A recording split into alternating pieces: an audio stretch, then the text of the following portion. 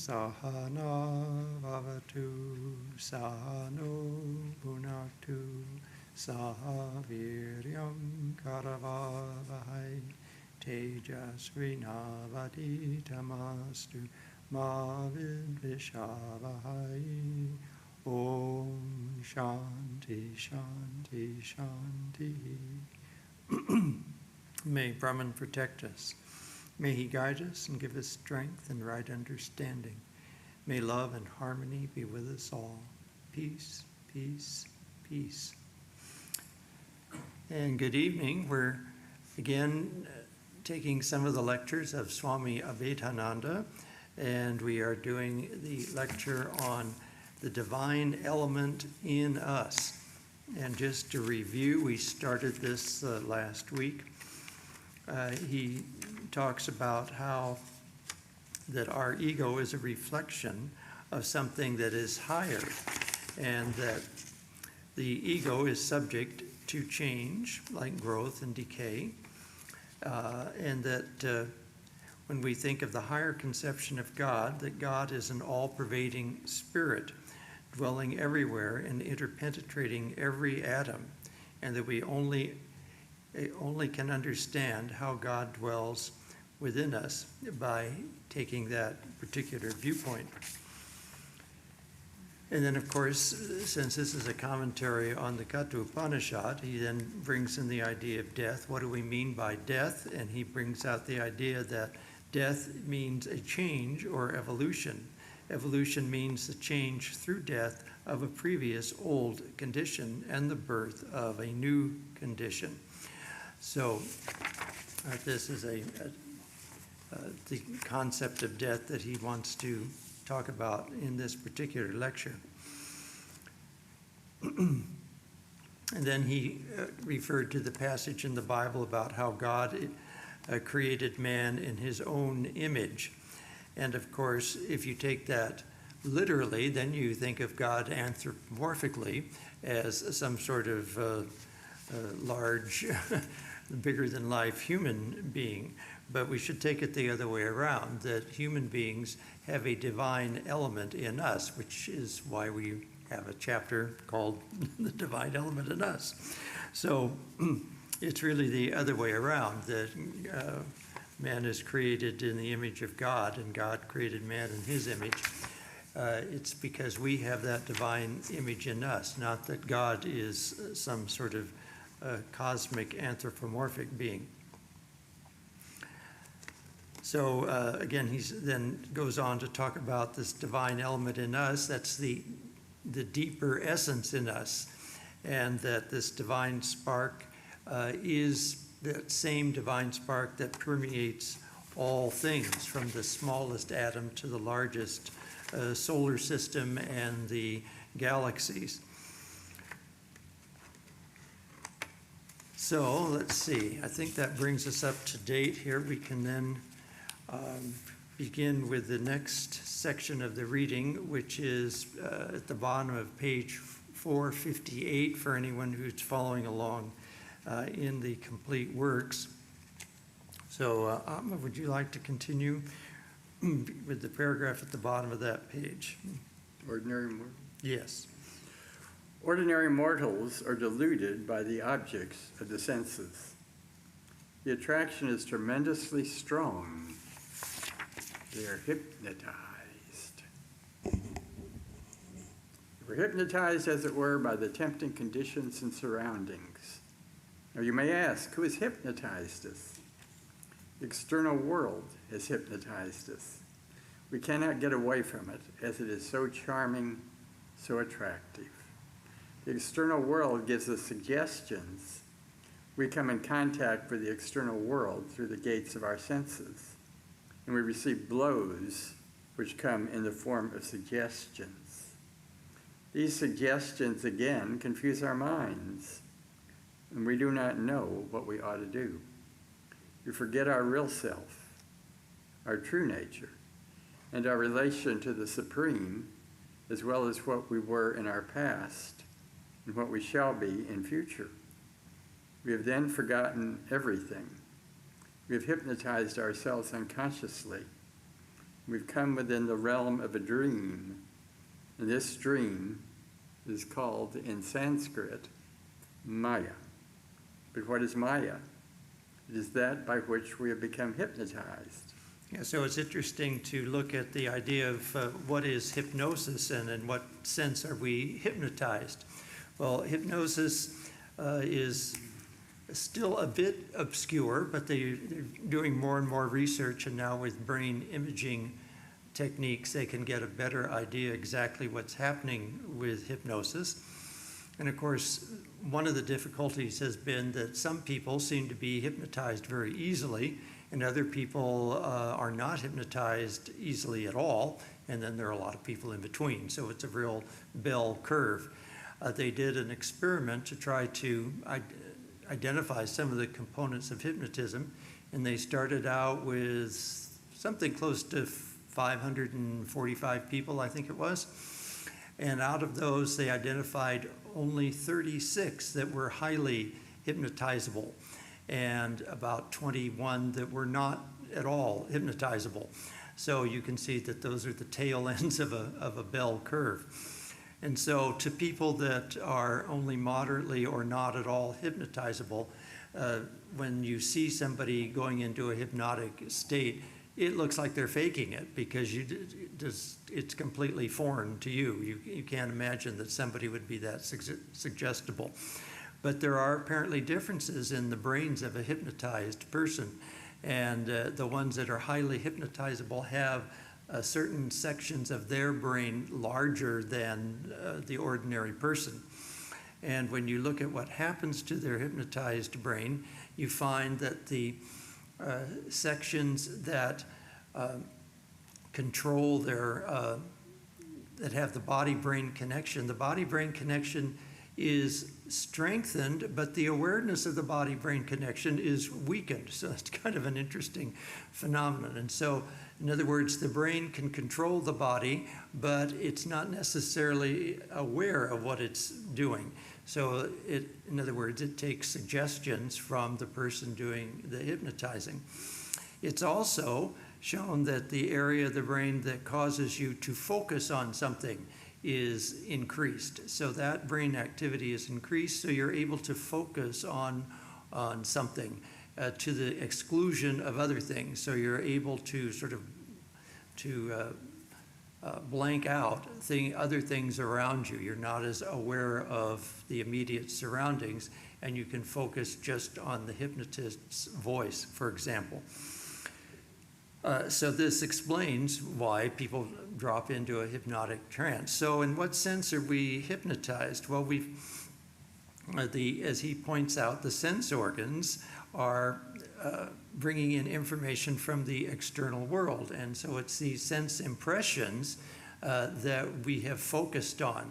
The world has caused us to focus on sense perceptions to the exclusion of the reality that we are in actuality one with Brahman, that the Atman is that divine element in us.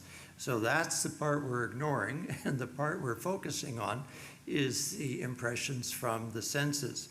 And so our sense impressions then cause us to have connections with the body and causes the body to do things. So it's in that sense that we are hypnotized by our sense impressions.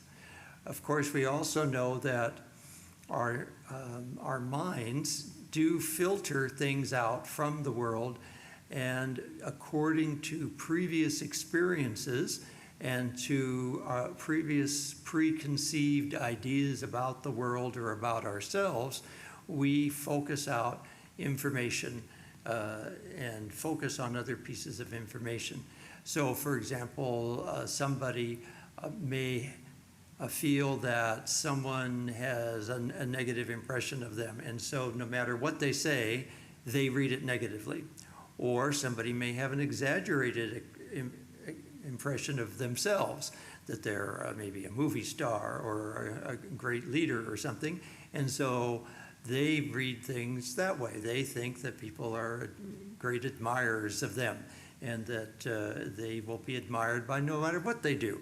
And so these kinds of filters that we have influence the way we perceive the world. And of course, a hypnotist that's hypnotizing somebody will try to break through some of the negative information that has gotten into a person's brain, perhaps from childhood experiences or something that an early teacher told them that was negative. I remember in my geometry class, the teacher, this was in the 60s when they were trying to encourage more women to get interested in science and math. And so the geometry teacher, who was a woman, went around and asked the people that were good at math. And there was one girl who was especially good at math. And she asked, well, why do you think it is that you're good at math? And she says, well, I don't know. My second grade teacher told me I was good at math, so I guess I just assumed I was. So it's that kind of thing, that positive information gets in there, and that's a good thing. So the opposite thing, though, can also happen. Someone can tell you that you're useless or worthless, and you ingrain that in yourself. And so it takes sometimes some sort of therapy to get those negative impressions out of your head. So it's in that sense that we are hypnotized. We're hypnotized to think that we're a body with a computer on top, and that we're not the Atman, we're not divine. And so it's in that sense that we are hypnotized, and it's the spiritual teachers that try to implant the opposite idea into our head. All right, let's go on with this hypnotic sleep that we're in. Now, in this hypnotic sleep, we are thinking of ourselves as one with the body. We attribute the changes of the body to our real self. Thus, when the body is born, we think that we are born. And when it is sick, we feel we are sick. And when it is dying, we think we are dying. We think, though wrongly, that these conditions affect the ego in us. But the ego is not subject to these conditions. It is the body only that is subject to these conditions. If we can only dehypnotize ourselves, we shall come to know again how foolish we have been so long. We have made ourselves fools by running after things which attract our senses and give us certain suggestions and put us into endless confusion. So that dehypnotization is essential. We must wake up from the sleep of ignorance or delusion. Having awakened from the sleep of delusion, if we come to that state of extreme longing to know the Absolute, then we shall search after the Absolute, and not until then. Ordinary people are contented with their present conditions. They think they are happy, not knowing what true happiness is. This moment they are happy, and the next moment unhappy. What is the reason? Because they have not yet discovered the source of true happiness. True happiness will come to them when they reach the highest, and when they realize the eternal truth, their immortal nature. The ruler of death thus describes the process by which we can realize that immortal nature. You know, it kind of reminds me again of Alice in Wonderland. Alice was very intrigued with everything she found in Wonderland. She thought it was very interesting, and it was only until she was threatened to be beheaded by the queen that she decided that maybe that Wonderland wasn't such a great place and that she wanted out, and that's when she could wake up from her dream. So it's in that sense that he's bringing this up. We are all seem to be kind of happy with the way things are going on, and it's only when things get really difficult that we begin to turn our attention to something higher. How do we get out of this miserable condition that we're in? But if you don't think it's a miserable condition, then you don't try to get out of it. All right, so let's go on. First of all, we must start from the gross physical body and go deeper to the cause. In our search after the Atman, or the true self, we shall find that what is the immediate cause of the gross physical body, also the effect of some finer cause. The chain of causation is very closely linked together. Sense perceptions, sense powers, and vital powers are the causes of the gross physical body. You must start from the effect and go to the cause and merge the effect into the cause and trace the cause of that. Yama says, merge the words into thoughts. By words, he means the power of speech. The words we utter are the effects, the outward expressions of our ideas and thoughts. They're very closely related. We cannot express a word without having a thought behind it. We cannot think without thinking in words. So words and thoughts are very closely connected. In fact, they are one and the same. The words are the outward or physical expressions of thoughts or mental ideas. Similarly, the external objects we perceive are closely related to the sensations that those objects are percepts that are in our mind. So the external objects will be drowned into those sensations. Sense powers will be drowned into the senses, and sensations will be poured into the condition of the mind, and mind will be merged into the intellect or the power of determination. When the power of determination is merged into the ego, then we come to a point where all these relations of the external world cease to exist. Finally, the ego is merged into the higher self. Yes, have you ever wondered how animals think? Our thinking is so tied into our verbal expression. You wonder how an animal who doesn't have a language, at least we assume they don't have much of a language, although some of the whales and dolphins and things seem to have some sort of a language. They have certain sounds they make to communicate different ideas, but still you wonder exactly how that thinking process goes on in, say, insects or animals that have very limited functions of speech. Most animals simply don't have the kind of musculature in their mouth to create sounds, and this, of course, we're talking about mostly the higher animals. When you get down to things like worms and insects and so forth, there isn't even a functioning organ to have muscles to create sounds. So that's a whole other difficulty. But the idea of how these organisms think is something that's always been very curious to me as to what it would be like to, not that I want to have the experience of being an insect, but to understand how it is that they understand. Is it just completely instinctual, stimulus response kind of thing that's going on? Very possibly it is, that it's all genetically programmed in there.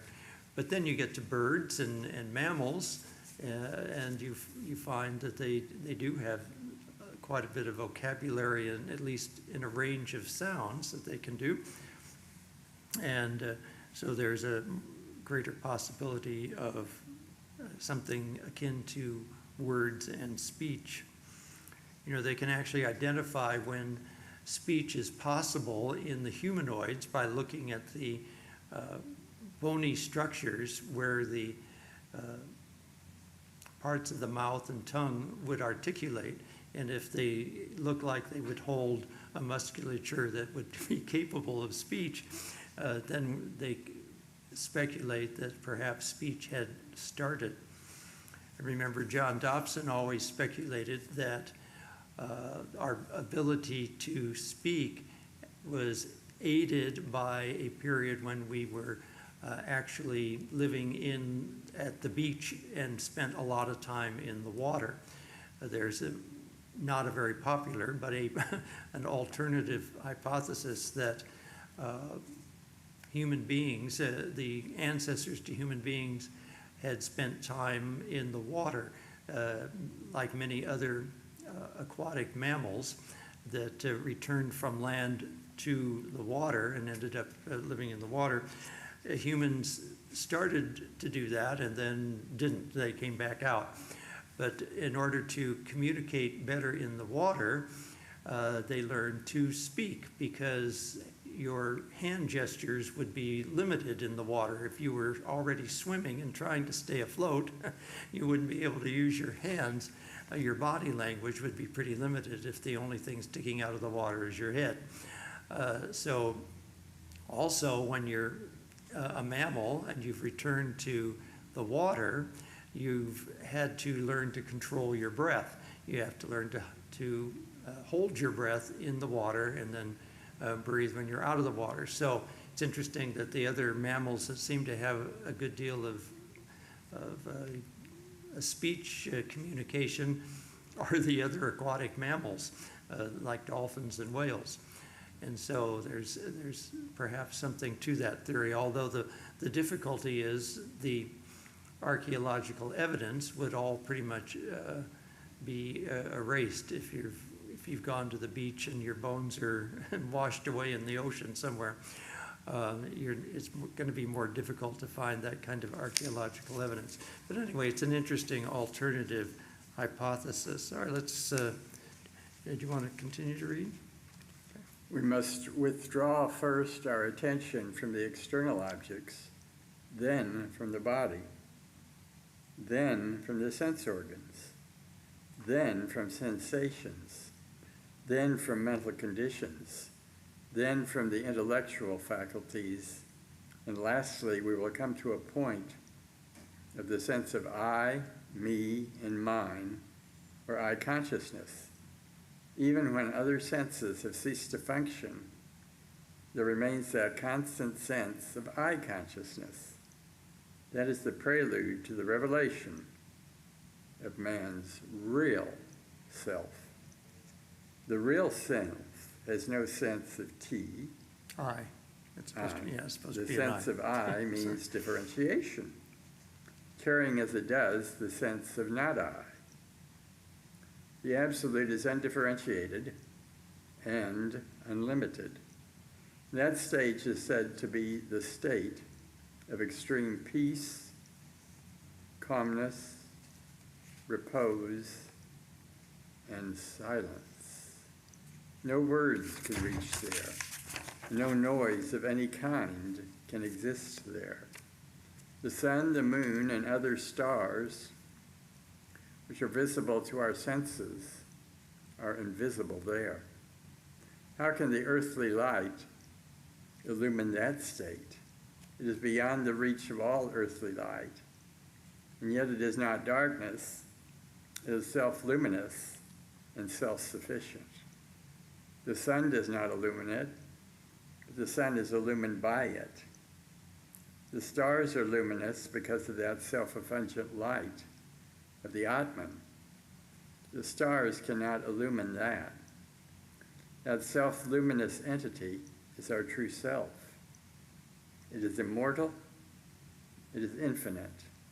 Our individual lives are parts of this immortal being. Time, space, and limitations of nature shrink away before its revelation. Death also disappears before it, as the mist before the rising sun. Yes, and of course he's speaking from not only scriptural knowledge, but his own personal knowledge, being a fully realized soul, having been blessed to be a disciple of Sri Ramakrishna and a great yogi. He came to Sri Ramakrishna in search of a yogi teacher to learn Raja Yoga. So he's speaking from experience, having experienced this deep state himself. And of course, we've spoken before about how the world that we see, the world of Maya, is a world where we see things separated in space and time and connected by light. And when you've brought all those back into yourself and you've become one in essence, then space and time are dissolved into the one, and light then is dissolved also into the one, because it's no longer needed to connect you to the outside world. So the source of the light is within everything in that oneness, and it's only the physical light only manifests when you've made the mistake of seeing it away from you in space and backward in time. So, of course, this is the deep state of nirvikalpa samadhi that he's speaking of, where even the I is no longer there. The I has merged into the oneness, and so there's not an I-thou state. It's not the lower form of samadhi. It's the higher form of samadhi, where everything is one. Why don't I take a turn reading here? To those who are sleeping in self-delusion, the ruler of death has a call to self-awakening. He asks them to find the knower of the immortal self and learn the method by which the immortal self can be realized.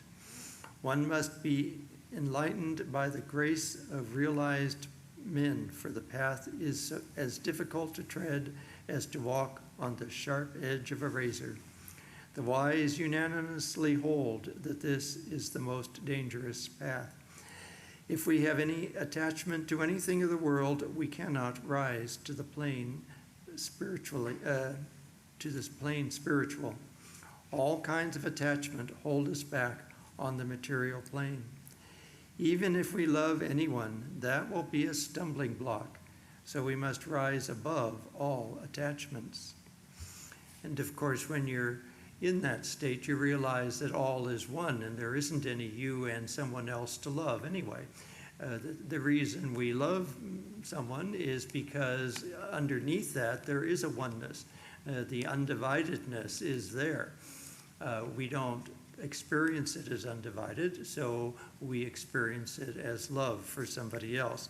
So in this state, you've risen above that separation, so you no longer see things as divided, and you see them as undivided, and so there is no need for a feeling of an attachment through love. All right, do you want to read a paragraph? I've explained to you just now that we will have to go step by step beyond the realm of the senses and beyond the reach of intellect till we catch a glimpse of the highest. So long as we are confined to the realm of thoughts, we are not on the highest plane, but on the plane of relativity, which is constantly under the sway of death. This is what the ruler of death shows by all these instructions as to how far the power of death goes. By death, he means change. How far does it go? As far as the ego, intellect, and understanding can go. But beyond that is the realm of immortality or eternal being, where death cannot reach. It is beyond all sounds. Sounds cannot reveal that. But what are sounds? Sounds are nothing but vibrations of air. Vibration means constant change. So sound means a continuous change, which is dying every minute. The sound is constantly dying and is reborn again and again. It is in the laws of the phenomenal world. Therefore, sound cannot reveal the absolute being, as sound cannot reveal it, so all sense perceptions cannot reveal it. You cannot even touch it, because it is beyond all sense of touch, and all other senses have evolved from it. Study physiology, and you will find that the primary sense is the sense of touch. Protoplasm has no other sense but the sense of touch. From that, all other senses have evolved. The primary sense of touch cannot reach it. It has no form, and so how can we see it? And as it has no form, it is imperceptible, invisible, and therefore is unchangeable. Because it is not subject to any of the sense conditions, because it cannot be seen, heard, tasted, smelt, or touched, and therefore it is unchangeable or immutable. It is without taste, smell, or odor, and color. Now, what is color? Color is nothing but vibration of ether. It is the condition of light. When light ceases, you do not see any color. There's no color without light, so we will have to leave it behind. Those who are fascinated by colors are self-deluded. They do not know what color is. A rose appears beautiful so long as there is light on it. In darkness, it is no longer beautiful, and so with all colors. Yeah, so he's speaking from a very high state. It is interesting to look at the evolution of sense organs, and it's pretty much the way he's describing it here. And to think that for billions of years, the first, say, 3 billion years of the Earth's history, the organisms weren't sophisticated organisms. They weren't even as sophisticated as any of the mammals or birds. These are all very late in evolution. The reptiles and fishes were first, but even there you have an evolution of light-sensitive organs and sound-sensitive organs and so forth, and they can trace these things in the evolution of living things. So we tend to think that things are the way they are now. We think that they were always this way, and they weren't always this way at all. Humans are an extremely recent invention, and mammals are not all that much longer. So you just wonder exactly what took Brahman so long to evolve. But anyway, this idea of vibration we're going to take up in a future lecture. The next lecture that we'll probably read of his is on this idea of vibration. And he's painting a rather negative picture here, but in that lecture I think we'll see that we can use vibrational things in order to bridge the gap from the world that we're in to the world beyond.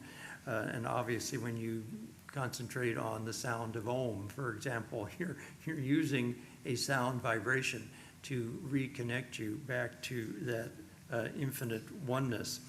When you're looking at a picture of an incarnation or a murti of a god or goddess, you're using the visual light stimulation in order to connect back to that infinite oneness. And so we use all of these senses in those states. We're using our sense organs, and we're using the vibrations that are coming into the sense organs in order to reconnect to the infinite. I'll read a paragraph here. Think of the condition of our self-delusion. How have we been living as fools without knowing the real state of affairs? And here comes Vedanta with a hammer of knowledge and strikes that hammer on our heads to awaken us, to rise above this self-delusion and to see things as they are in reality. Vedanta teaches us not to remain self-deluded. What things can we possess? What things can belong to us of this world? Is there anything that we can possess? Nothing. We cannot even possess our own bodies. We will have to leave our bodies behind us when we depart, and everything connected with the body will remain behind also. And therefore, a wise person does not feel attracted by anything of the world.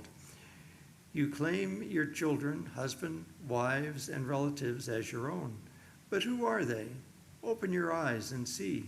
They are all children of that immortal bliss. They are not yours. Why do you claim them? You may ask, how will this world go on? Let the world die. It would be a blessing if the world were to die, and then it would be heaven. Such an imperfect world ought not to exist. See how the newspapers are filled every morning. They're being filled with the news of crimes, murders, etc. And still we glorify this world and think we are living a most wonderful and beautiful life. We think ourselves happy, and we are doing so much good work, improving the world. How can we improve when we are groping in the darkness of ignorance, and when we ourselves are full of imperfections? We do not think for a moment of these impossibilities. Let the world die. If it is bound to die someday, why not sooner? Those questions are foolish. Therefore, we should not think of those questions, but we should try to get the immortal bliss first and be prepared to face death at any moment, so that we will know from perfect conviction that we cannot die, and at the last moment we should say that we are deathless. Now, of course, he's taking a very Advaitic stance here and a very Raja Yogic stance. And on a practical level, we have to, you have to take care of the body as a temple of the divine in order to do spiritual practices. So to a certain extent, we have to concentrate on the body and we have to concentrate on our worldly duties, but you do them in a completely different manner. You don't do them with attachment, or you do them as serving the divine and other human beings, and taking care of your body as the temple of the divine. And so it's a different standpoint. But he's trying to jerk us out of our normal standpoint. All right, why don't you read a paragraph? You know the story of that sage in India who was going through a jungle, and he was repeating, I am he, I am he, I am the absolute, I am the eternal truth. As he was going alone in the jungle, suddenly there came a royal tiger, jumped on him, attacked him. Another saint was behind him. He was ahead of the rest, and he saw from the distance that a tiger came and attacked him. The tiger grappled his neck, but still he was uttering, I am he, I am he, deathless, immortal, and passed out. Who can say that? He alone who has realized it. There is the strength, that strength we need, that strength we must have. In fact, pursuit of material things takes away strength from us. Instead of adding it to us, it is vain and idiotic. We must get out of this condition, rise higher, and realize our own glory and majesty, and feel that we are divine. There's no use of praying, saying, give me this, give me that. Sheer nonsense. Why should he give you? Why are you hankering after material things all the time? Pray for that immortal bliss. Pray for that knowledge and divine wisdom. Pray for that strength, emancipation, and freedom from all bondage. The wise man never prays for anything of this earth, for they can never enrich him, but they are a hindrance in the way of our highest realization. Beginningless is our immortal life, and is also endless. It is beyond intellect, beyond understanding, and beyond sense relation. By knowing that alone, one can transcend the realm of death. Thus the ruler of death answers that question. After describing the whole philosophy, he says, know that Atman. He who has known that immortal self has become immortal. Others who have not known the immortal self are within the realm of death. Knowing means towing. Knowing means being. Oh, knowing means being. Bacon said knowing is being. When you have known your immortal self, you become immortal, and not until then. When you've known God, you become divine. That is God consciousness. Here, knowing is identical with being. True love comes only on that exalted state. It is never based upon selfishness. It rests on wisdom or knowledge. In fact, it is the synonym for wisdom. The highest sense, true love and true knowledge are one. And of course, he's referring to Satchitananda, existence, knowledge, and bliss.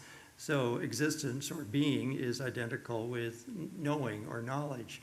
And they're both identical with bliss. And that's good news. You only have one thing to go after. You don't have to go after, oh, now I've got the bliss, now I have to go after knowledge. No, you don't have to do that. Once you get one, you get all three. You get all three in one. It's a 3-for-1 deal. Buy it now. It's a special deal on sale. So, let's see. Oh, yeah, and of course, Bacon refers to the philosopher Francis Bacon, not your bacon at your breakfast table. But so Francis Bacon was a philosopher, and he said that knowing is being. So he's quoting a Western philosopher. He was talking to a Western audience, and so he was referring to things that they would have been familiar with. Let's see. I'll read a little bit here. I think we have just enough time to finish this chapter. In fact, self-love is the strongest in ordinary men and women, and every other love is secondary. Why is that love the strongest? Because it is one with self-consciousness.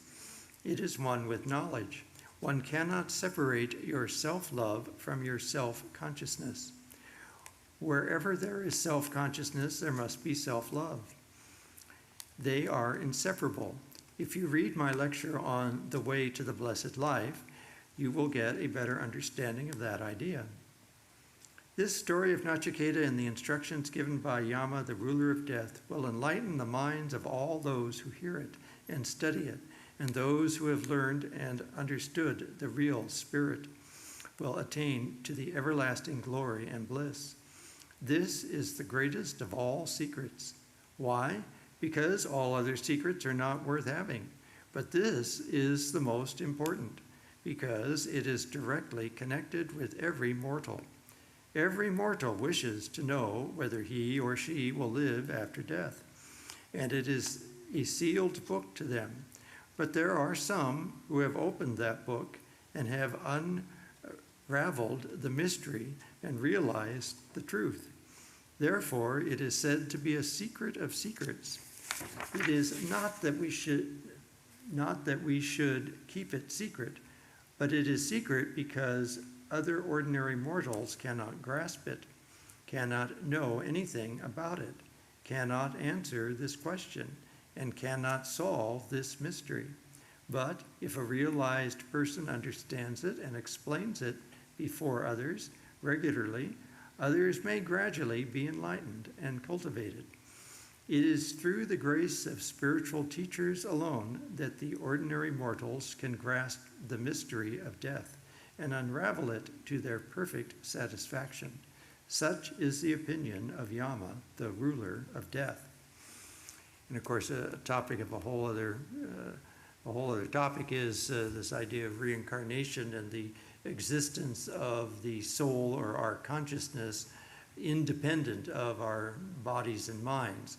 We often think our consciousness is our mind. The mind is creating the consciousness, but the mind is just the vehicle through which the consciousness is expressed, because there's a great deal of anecdotal evidence that the consciousness exists apart from the mind, and that's when you are reincarnated, you have these latent impressions in your mind, in what you're calling your mind now. Those impressions get transferred into your next body. You're not aware of the direct connections, but those impressions are there. So you come in with certain inclinations, certain talents, certain desires, certain phobias. All of these things are from those past life impressions, and certain ones are being more manifested than others, depending on your choices as you reincarnate. And so that's another big part of getting over the fear of death. We had a whole lecture about befriending death last Sunday. And part of that is this understanding that your consciousness is independent of the body and the mind. That when you're thinking of that you're dying, it's because you're identifying yourself with your body and your mind. If you don't identify with your body and mind, but your spirit, then you realize that you're not dying. It's not you that's dying. It's the body and the mind that's dying. It's the temporary vehicle. So All right, so that does conclude this chapter. And so we will sign off until next week. Om Purnamada Purnamidam Purnat Purnamudachyate Purnasya Purnamadaya Purnameva Vashishyate. Om Shanti Shanti Shanti. Filled with Brahman are the things we see. Filled with Brahman are the things we see not. From out of Brahman floweth all that is. From Brahman all, yet is it still the same. Om, peace, peace, peace.